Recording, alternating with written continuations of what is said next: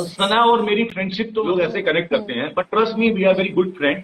और हमारी फ्रेंडशिप खूबसूरती यही है कि हम दोनों कभी अपनी इस खूबसूरती को खोने नहीं देते। हम जैसे हैं वैसे ही रहते हैं एक दूसरे के साथ में। उस गाने की एवरीथिंग जो भी है ना, पूरा वीडियो आपने देखा है ना, उसमें मैं 50% इन्वॉल्व हूँ, including the editing, song direction, short से लेके Really? सब कुछ। या सो Were you credited for it? नहीं दिया। खैर ध्यान, तो हम उस पर बात नहीं करते हैं। दैट्स वाई ये सारी चीजें मैंने उस समय छोड़ दी। कई बार आज भी कई बार लोग बात करते हैं मुझसे, तो बात ऐसे करते हैं, अरे बिग बॉस में बड़ा मजा आया था। एक स्माइल आती है क्योंकि उनके पीछे एक सरकाज़म है और वो सीन याद आता है लोगों को। तो मैं अब उस दुखती रग को ना खुशी वाली रग बनाना चाहता हूँ लाइफ में, क्योंकि मैं ऐसे ही निकला उस चीज से। Hello hi, hello hello hello, I am so sorry क्या यार, हाल एक है? सेकंड। क्या हाल है? बहुत बढ़िया, कैसे हो? मैं बिल्कुल ठीक हूँ विशाल, आप कैसे हो? मैं बहुत बढ़िया हूँ। सॉरी यार, जस्ट वर्कआउट करके आया, फ्रेश हुआ और अभी बस मतलब भाग भाग के मैं लाइव आया हूँ। आई एम सो सॉरी। और नहीं और नहीं, कोई और और एक बात ड्रिंक चाय।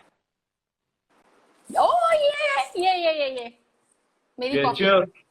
Cheers! कैसे हो आप? बहुत बढ़िया, मजे कैसे आ हो रहे आप? हैं? अब तो जब मैं अब चाय और अपनी कॉफी की चुस्की वगैरह ले चुकी हूँ, तो आई एम फुल ऑन। आपको देख के और भी ज्यादा एनर्जी आ गई है। एंड अरे मैं थैंक अपने यू। सारे सारे व्यूअर्स को कह रही थी कि Vishal is one of the few people who have made it to coffee time with Riya twice. तो ये आपकी दूसरी बार है, तो आपको सारा ड्रिल पता है, चाय का कप वगैरह, एवरीथिंग इज इन प्लेस। मतलब फॉर्चुनेट हूं मैं कि मैं सेकंड टाइम आपने मुझे इनवाइट किया और मैं आपके शो पे हूँ फिर से। I am really really really thank you God, thank you so much. किसी चीज को शिद्दत से चाहो तो पूरी कायनात उसे मतलब बताइए आपको। हाँ, मिला देती हो समथिंग। हाँ विशाल, यू आर वेरी जी। Very sweet.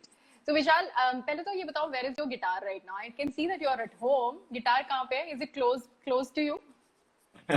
गिटार आ जाएगा, जब उसकी बारी आएगी तो शायद वो क्लोज आ जाए। But you're just back from खतरों। कैसा या कैसा एक्सपीरियंस रहा? आई मीन, जब obviously you exited the show and then the makers released the promo that Vishal is going to come back, जो क्रेज था आपके फॉलोअर्स और आपके फैंस में, that is palpable यार। मतलब उतना फैन फॉलोइंग, और जितने लोग हमें अभी देख रहे हैं, they over 3,000 people are watching it। मतलब वो पागलों की तरह इंतजार कर रहे थे कि विशाल कब आएंगे खतरों पे वापस। तो उनके लिए क्या कहेंगे आप?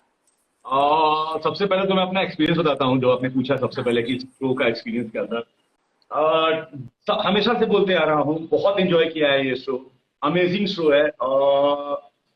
ये एक ऐसा थ्रिल है। एक लाइफ में क्या होता है ना, कुछ खुशियां ऐसी होती है जिसको आप ढूंढते नहीं हो लेकिन वो आपको मिल जाती हैं। और जब आपको वो मिलती हैं तो आपके पास लफ्ज नहीं होता उन खुशियों को बयां करने के लिए। तो ये शो मेरे लिए वैसा रहा। कभी नहीं सोचा था कि मतलब खतरों के खिलाड़ी करूंगा, या दिमाग में था कि कभी करूंगा, लेकिन कभी ऐसा लगा नहीं था कि मतलब करूंगा। और जब ये ऑफर मिला मुझे करने के लिए तो मैंने कुछ भी नहीं सोचा। मैंने बोला यस, मैं बस ये शो कर रहा हूँ। कोई कॉन्ट्रैक्ट नहीं, कोई पैसे नहीं, कुछ भी नहीं। मैंने सिंपली सिर्फ एक ही बात बोली कि हाँ मैं ये शो कर रहा हूँ। और जब मैंने ये शो किया और वो जो खुशी मिली है मुझे ये शो करके, आई मीन बयां नहीं कर सकता यार। था ये सारी चीजें करने के लिए आपको लाइफ टाइम में ना 20 फिल्में लगेंगी कम से कम, जितना भी एक्शन किया हम लोगों ने। ये पूरा ये पूरे 20 फिल्म का निचोड़ है जो मैंने एक शो में ही कर लिया। बहुत ब्लेस्ड हूँ कि ऐसी टीम मिली, ऐसा शो मिला, रोहित सर मिले जिनके साथ काम करके इतना मजा आया है। एक तो वो एक्शन डायरेक्टर, ऊपर से उनके साथ एक्शन करने का एक अलग ही मजा आ रहा था। सो आप अगर पैसे भी दोगे ना कहीं दुनिया में तो आपको ऐसा मजा नहीं आने वाला है, ये मैं गारंटी के साथ बोलता हूँ। सो लव्स बया यही कर रहे हैं कि बहुत ही थ्रिलिंग था, बहुत ही एक्साइटमेंट था, एडवेंचरस था, और साथ ही साथ बहुत ही बेस्ट चीज जो सीखने वाली थी वहां से कि जीत और हार के ऊपर एक चीज होती है लाइफ में, बस कर जाना और करते रहना। वो मैंने वहां से सीखा। इंसान दैट्स हर बार रियली कुछ भी लवली। करता है तो सोचता है कि यार हम जीते, सक्सेसफुल हो, या फिर अनसक्सेस हो गए तो मतलब उसमें फिर से कोई कमी ढूंढो या खामी। लेकिन नहीं, इस शो ने बताया कि ये सब सोचने की जरूरत ही नहीं है। तुम्हें फिर से एक मौका देगी जिंदगी, जैसे ये शो देता है आप लोगों को। अगर आप फिर से वहां पे अच्छा करते हो तो आप हमेशा आगे बढ़ते रहोगे। ये सीखा मैंने ये शो। आपको, आप विशाल, आप अगर ये आप कहोगे कि this show came to you at a time जब आपको probably you were not in that mental space, जब आपको जरूरत थी इसकी? मैं इसकी बात नहीं कह रही हूँ कि करियर वाइज जरूरत थी, but you just wanted to prove a point to people also, because इतना कुछ लिखा जा रहा था आपके बारे में। You had just come out of a reality show and Yeah. so much was being said. तो एक होता है ना कि आपको कहीं ना कहीं जवाब देना है, because you were part of that reality show, वहां भी आपको देखा गया। अब हाँ इसको एक नई लाइट में आपको देखा जा रहा है, because this is you individually taking on task, taking on stunts and everything. वहां पे आप घर वालों के साथ कहीं ना कहीं बहुत सारी चीजें ऐसी हुई जिसके लिए आप अकेले जिम्मेदार नहीं हो सकते। सो आपको लगता है ये टाइमिंग बहुत अच्छा था कि खतरों आया आपकी लाइफ में? सी, टाइमिंग तो बहुत अच्छी थी, ट्रस्ट मी। और जो आप बोल रहे हो कि प्रूफ करना था या कुछ, मुझे सच में लाइफ में मैंने कभी सोचा नहीं है ना किसी और को कुछ भी प्रूफ करने का। जो बिग बॉस में हुआ उसको मैंने खुद से दिल पे लगा लिया। मुझे बाहर में दुनिया नहीं बोल रही थी कुछ भी, मुझे बहुत अच्छे बहुत पॉजिटिव रिस्पॉन्स ही आ रहे थे। तुमसे भी बात हुई तो मतलब तुमने कहा कि नहीं अच्छा लगा जो भी था जैसा भी था, बट मुझे पता था कि I was more capable of, लेकिन वो नहीं हो पाया उस शो में। तो मुझे खुद को ये प्रूफ इसलिए करना था कि मैं एक्चुअली में बहुत एक जो भी दौर था उस दौर में गुजर रहा था, और फिर मुझे अपने लाइफ, मुझे खुद के लिए एक खुशी चाहिए थी, एक ऐसा पुश चाहिए था जिससे मैं फिर से उस मोड में आ जाऊं कि मैं विशाल आदित्य सिंह हार्ड वर्क करूंगा तो मुझे कुछ ना कुछ मिलेगा ही मिलेगा लाइफ में। तो दैट्स वाई मैंने ये शो चूज किया था कि मैं एक ऐसा फिर से एक शो करने जा रहा हूं जिसमें फिर से मुझे रियलिटी शो होंगे, लोग होंगे, बाकी की चीजें होंगी। ये भी डर होता है, लेकिन मैं उस डर के ऊपर ये था कि मुझे सिर्फ अकेले पार्टिसिपेट करना है, मैं अपने एक्शन के जिम्मेदार खुद रहूंगा। तो दैट्स वाई मैंने वो शो किया। और थैंकफुली मुझे ऐसा लगता है कि वो बहुत सही डिसीजन था उस समय, क्योंकि जैसा शो किया मैंने, जैसा रिजल्ट आ रहा है, जैसे लोगों का प्यार आ रहा है, एक्चुअली बहुत खुशी मिलती है जब आपको प्यार मिलता है लोगों से। तो सिंपल वर्ड में कि बहुत सही टाइमिंग थी, बहुत सही हाँ बोला मैंने शो के लिए, और मैं करना चाहता था यार। राइट। और मैं शुरू में जो आपसे क्वेश्चन पूछा था कि जैसे ही वो प्रोमो रिलीज हुआ ना, विशाल इज बैक, वो जिस तरह से आपके फैंस बिल्कुल पागलों की तरह एक्साइटमेंट जिन्होंने जो दिखाई है, उस एक्साइटमेंट के जवाब में विशाल आदित्य सिंह क्या कहेंगे? लेकिन कह के नहीं, you will have to sing it and then show your excitement to your fans. I will अभी से ही गाना गाना चालू कर दूं मतलब क्या? मुझे लगा अभी थोड़ी बातें होंगी, थोड़ा जब शो एंड होगा तो उस समय हम थोड़े गाने वाने गाएंगे। दो बिहारी मिलते हैं तो बिना गाने के कैसे होगा विशाल? अरे लेकिन हम बिहारी वाले गाने गाएंगे तो लोगों को समझ में भी नहीं आएगा अभी। अरे क्यों नहीं आएगा? आई वाज इंटरव्यूइंग सना अभी, एंड सना के दिमाग में चढ़ा हुआ है वो गाने जो आपने सना को सिखाए हैं। It was all Bihari song. अच्छा वो, हाँ। तो एक्चुअली में क्या होता था, जब भी कुछ भी ऐसा मतलब होता था गाने, क्योंकि इस बार आस्था और राहुल गए थे हमारे साथ, तो गानों का माहौल तो वैसे ही बना रहता था सब जगह पे। तो जब भी मुझे मौका मिलता था तो मैं कोई ना कोई बिहारी गाना गा ही देता था वहां पे।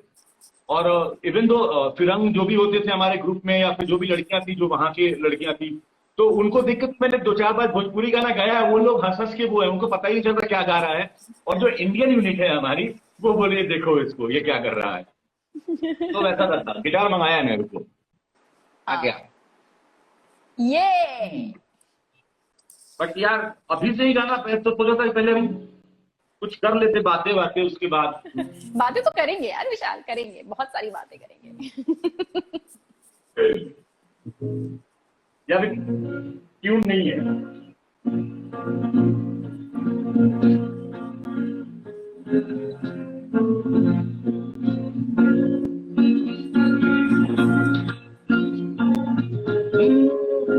इसको मैं तब तक ट्यून करता हूँ। हाँ, श्योर। कैसे हो तुम, क्या हालचाल, दुनिया में क्या चल रहा है? बिल्कुल अच्छा चल रहा है। आई मीन मैं आपसे ये भी पूछना चाह रही थी कि खतरों के बाद जिस तरह की हम आउटसाइड ऑफ कैमरा जो आपकी कमराडरी दिख रही है आपके खतरों के खिलाड़ी पैल्स के साथ, वो भी बहुत ज्यादा बात करने की, मतलब उसके बारे में तो मुझे बात करनी ही करनी है।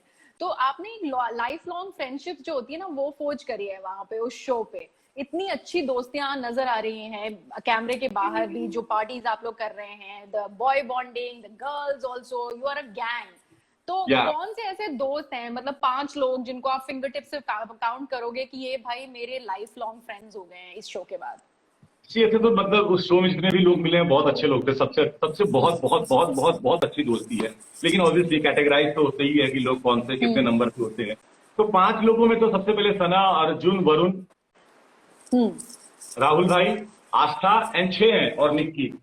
ये जो 6 लोग हैं, ये लोग मतलब इनसे जो फ्रेंडशिप हुई है, क्योंकि हम 6 में से जो राहुल, हाँ, एक और भी इंसान है, मैं भूल जाता हूँ उनका नाम। I am so sorry, I am so sorry Abhinav भाई, आई एम सो सॉरी।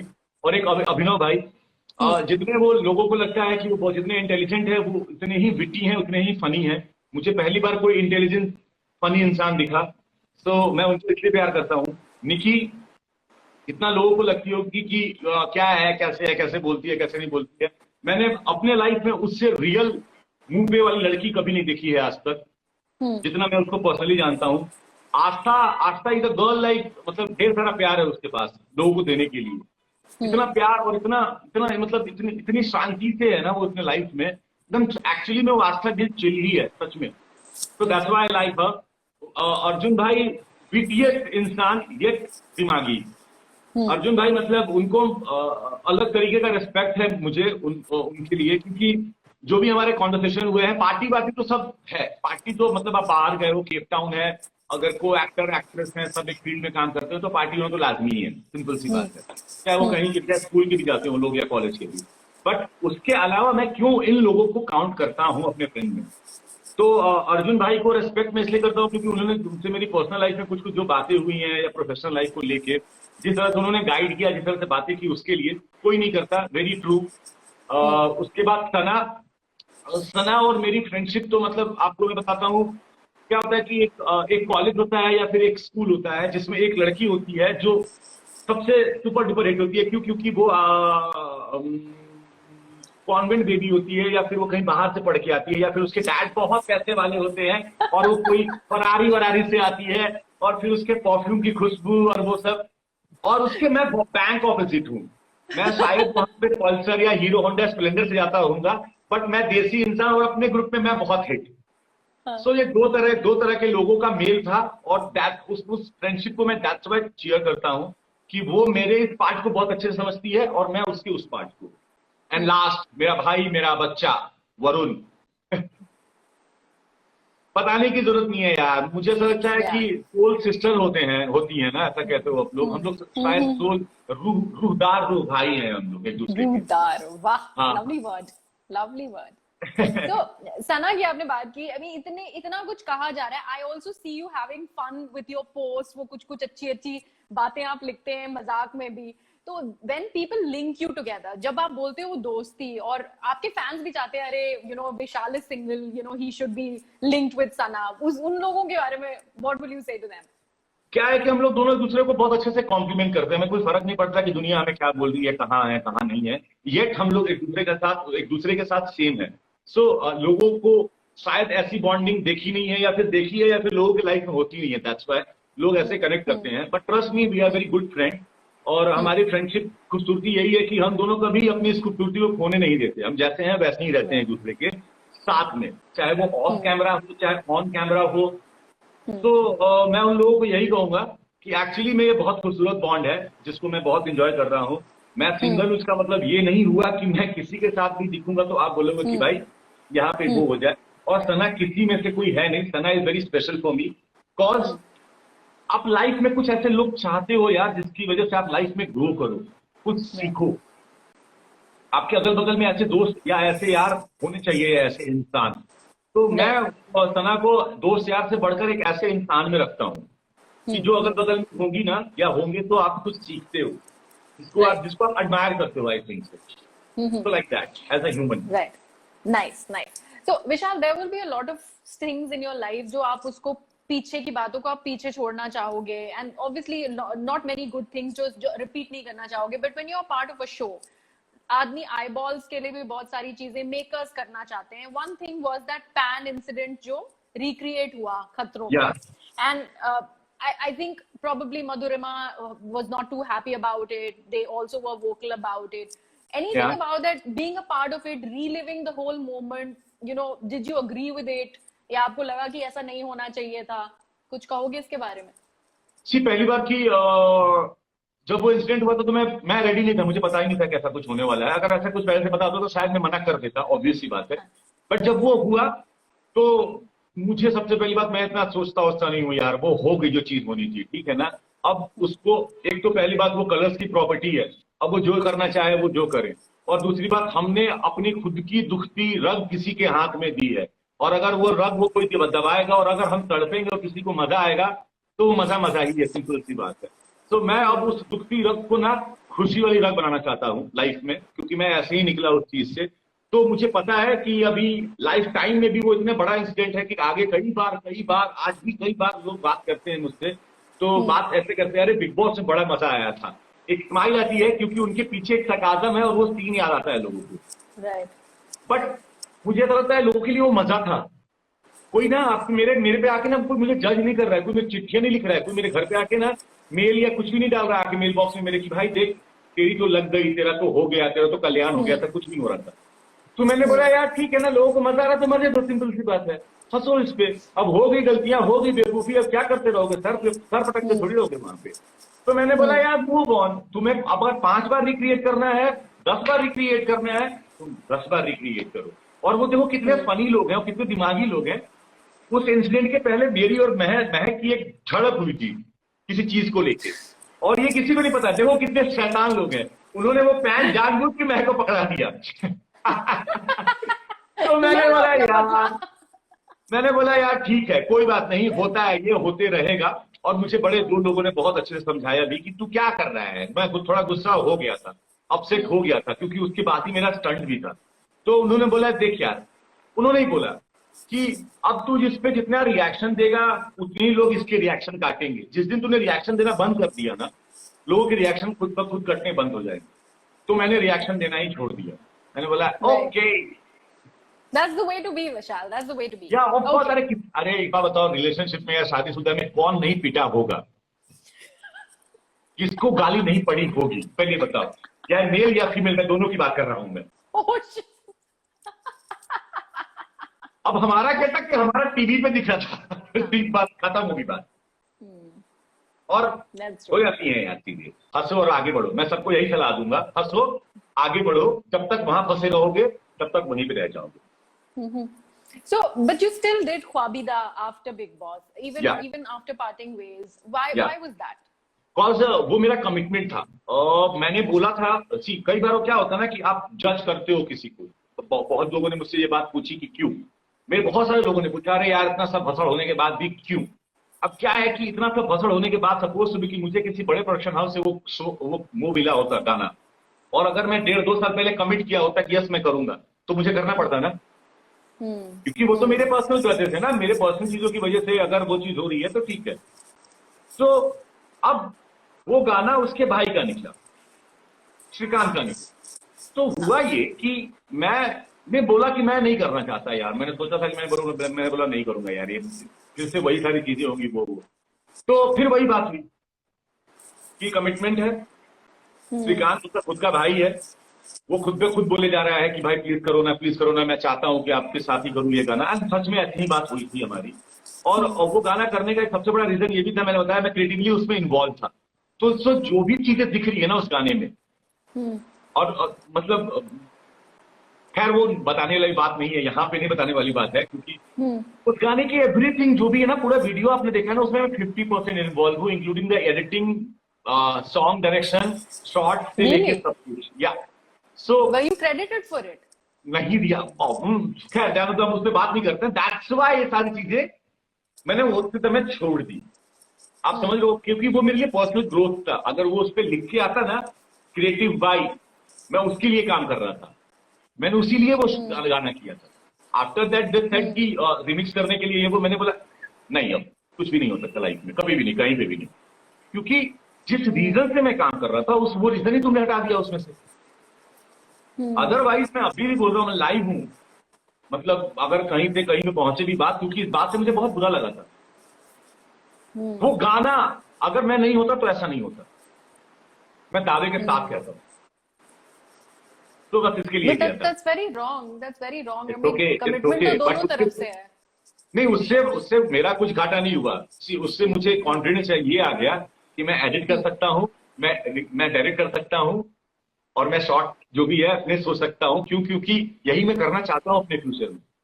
तो एटलीस्ट वो कॉन्फिडेंस मेरे में आ गया। वो नाम से कोई फर्क नहीं पड़ता है, ऐसी कई चीजें लाइफ में बनाऊंगा मैं जिसमें मेरा नाम आ जाएगा, बट वो कॉन्फिडेंस आ गया, दैट्स इट, काम खत्म हो गया मेरा वहां पे। क्योंकि विशाल, मैं लास्ट टाइम जब आपसे बात कर रही थी तो मैंने आपसे पूछा था कि आपने कहाँ से सीखा गिटार बजाना, and you said you just learned it YouTube and all that, अपनी ट्यूटोरियल करके। I mean you are constantly honing your skills. ये आप कोशिश करते रहते हो कि किस तरह से आप अपनी स्किल्स को और बढ़ाओ।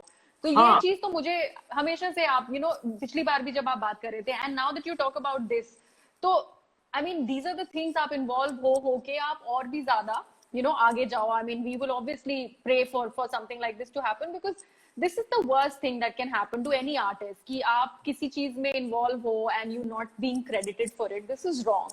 But anyways, it doesn't make any difference to me. क्या है ना कि हम जिस दुनिया में काम कर रहे हैं वहां पे सब लोग अच्छे नहीं होंगे, सब लोग बुरे नहीं होंगे, कोई आपका दिल दुखाएगा, कोई आपका दिन अच्छा करके जाएगा। आपको बस अपना काम करते रहना।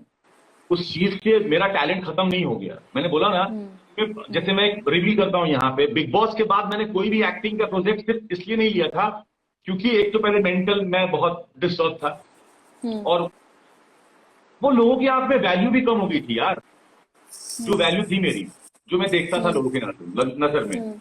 अब क्या हुआ, उसके बाद मैंने बोला इट्स ओके।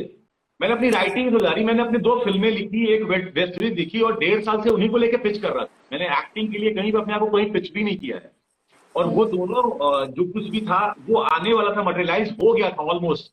मैं डायरेक्ट करने वाला था उन चीजों को, बट फिर ये कोरोना का सेकेंड वेव आया and something happened with them very personally, so that's why ये चीज बाहर नहीं आई। अब वो रुक गई, वहीं पे खत्म हो गई है। बट मुझे खुशी किस बात की हुई कि मैंने उन 2 प्रोजेक्ट को, जिन 2-3 या बड़े प्रोडक्शन हाउस में जहां पे भी मैंने पिच किया था, उन सबको इतना अच्छा लगा, इतने पॉजिटिव रिस्पॉन्स आए कि मुझे लगा कि मैं लिख सकता हूँ, बेहतर लिख सकता हूँ। और इनफैक्ट उन लोगों ने मुझे कहा कि स्क्रीन प्ले तुम ही लिखो, अगर तुम्हारी स्टोरी है, तुम डायरेक्ट करना चाहते हो तो गीता, इससे ना कॉन्फिडेंस का ही सब खेल है बाबू। आप कहाँ बैठे हो और कैसे बैठे हो और क्या बोल रहे हो, बहुत मैटर करता है हमारी चीज में। और अगर आप अपने आर्ट को, अगर अपनी चीजों को इवॉल्व नहीं कर रहे हो, उस पर वर्क नहीं कर रहे हो, उसको सुधार नहीं रहे हो, तो आई थिंक आप खत्म हो जाओगे, मुझे ऐसा लगता है। That's true. तो विशाल, आपका गिटार ट्यून हुआ है कि नहीं? हम इस टॉपिक को थोड़ा चेंज करेंगे, ज्यादा सीरियस हो गया है। we will start on a musical note and then I'll go to my segment sip and spill. अच्छा, बारिश हो रही है?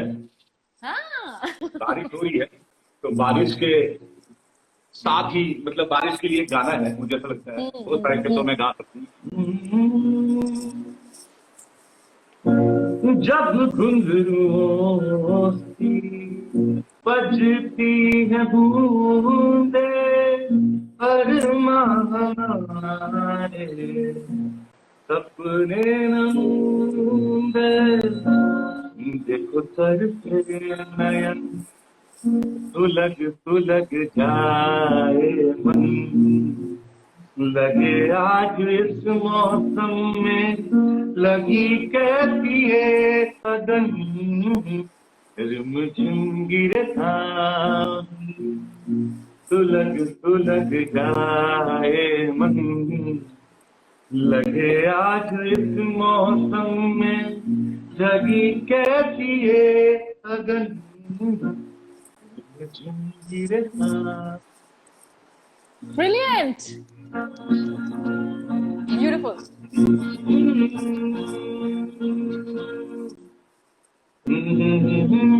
मेरी भीगी भीगी सी पलकों पे रह गई, जैसे मेरे सपने बिखर के, जले मन तेरा भी किसी के मिलन को अनामिका करके, मेरी भीगी भीगी सी राग से नाता, नारी से रिश्ता,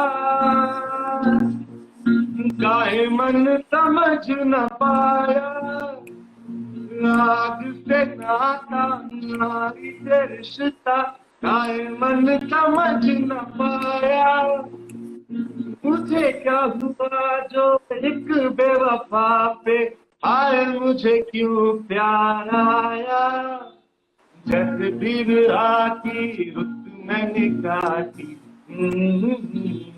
तड़प के जले मन तेरा भी किसी के मिलन को अनामिका तू तरसे मेरी भीगी भीगी सी। आहा, एक और गाता हूँ मैं। चलो, या ये गीता के 7 सेकंड है, तो इसके लिए मैं सेकंड टाइम पे मैं आपके साथ ये लाइव कर रहा हूँ। और ये मेरे सारे फैंस के लिए भी, जिन लोगों ने मुझे इतना प्यार दिया, और डेडिकेशन है। जो तुमने बोला कि सारे लोग इतने वेट कर रहे थे कि विशाल कब कम बैक करेगा। यस तुम हो तो गाता है दिल, तुम नहीं तो गीत कहाँ। तुम हो तो गाता है दिल,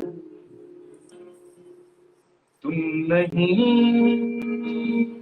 तो क्या है यहाँ।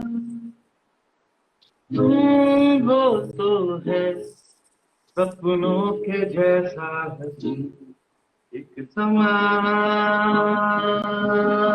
जो तुम ना हो तो लगता है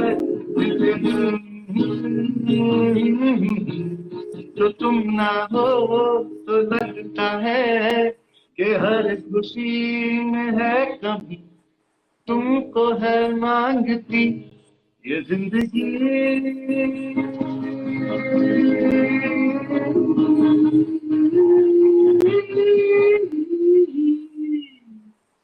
हो हो हो हो। Thank you. Brilliant, Vishal, brilliant. Also, a big thank you to all of you all for watching my show, liking it in such huge numbers. I'd request all of you to please subscribe to my YouTube channel and press the bell icon so that you keep receiving the updates. Thank you so much.